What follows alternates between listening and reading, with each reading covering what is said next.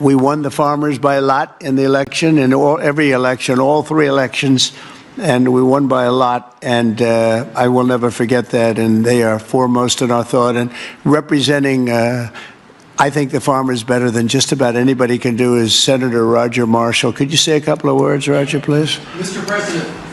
Mr. President, we're not tired of winning yet. Congratulations. What a week you've had overseas, one win after another, one big beautiful bill across the House floor this morning. You're the best closer in the game, and this is one of the greatest days of my life professionally speaking as well. And I just want to acknowledge my MAHA mom out here as well, that my wife, Lena, was a MAHA nurse and a MAHA mom and a MAHA grandma. Now, Lena, will you please stand up as well, my wife?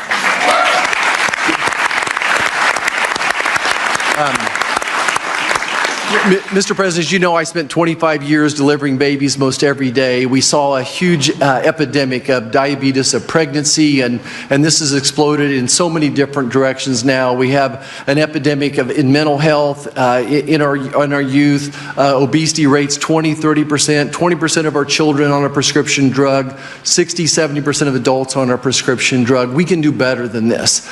And it does start with the farmer. It starts with soil health. And I just want you to know that our farmers are so committed to this as well. And so many of them are already doing great things. They're making the soil healthier. They're using less pesticides. They're doing all the right things. It's going to take a little bit more effort and time to get everybody with those practices. But the American farmer and rancher were the original environmentalists, the original conservationists, and they'll be right here working beside us, and we appreciate your support of them as well. Thank you, Roger. Great. Thank you.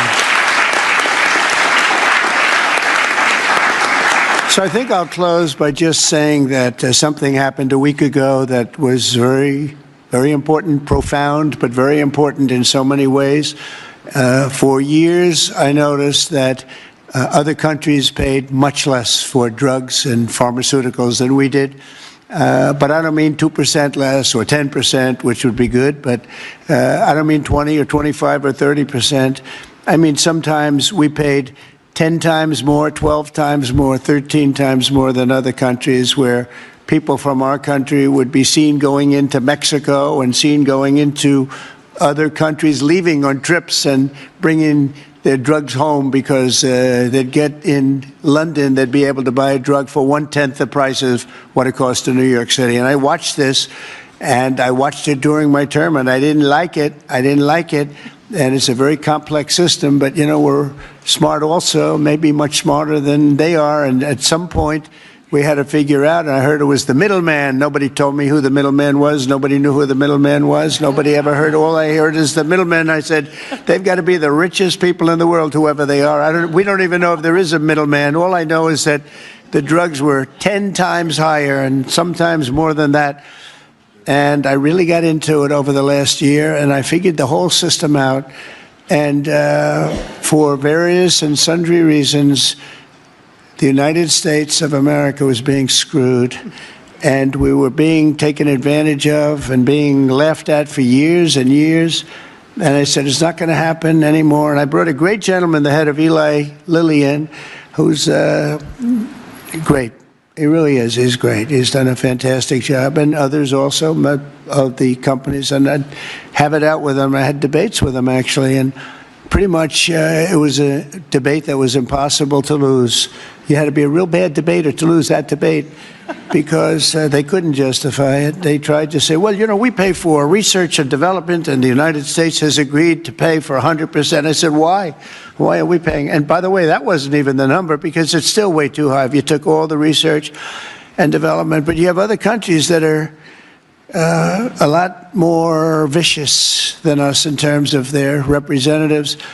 And they'd set a price for a drug, and they'd say, tell the United States to pay for the rest. We were subsidizing the whole world. And I said, we're not going to do that anymore. We've been a laughing stock for so many years. The last 4 years, we've been a laughing stock. I said it. We were a laughing stock, and now we're the most respected, and we're the hottest country in the world. We're going to remain that way. We're going to do that with drug costs, too. And so I said, I'm going to do something that's a very unpopular thing to do with a small number of people, mainly the people that own the drug companies and others. And I'm not even blaming them. They were able to get away with it. But it was really other nations that took advantage of us, because the drug companies were under their thumb. And they would say, this is what I'm going to pay. And the European Union was right at the top of the list. Let me tell you, we're going to pay $20 for this, and we're not going to pay any more. And America would pay $240 for the same thing that they're paying $20. They said, tell America to pay for the rest. And for years, they went along aimlessly, and they did it. And I started making changes, and I'll never forget the end of my first term, which was very successful. We had the best stock market ever. We had the best economy ever of any president. We went up 88% in the stock market, as an example, and I think 116% in one of the other indices. And we're doing well, but this whole thing with the drug costs always bothered me, and I started really studying it, and it's very complicated stuff. And I said, you know what? We are paying so much more. And I demanded favored nations. We're the biggest buyer, we're the best buyer, we're the most solid buyer, we're the one that paid for all of the research and development.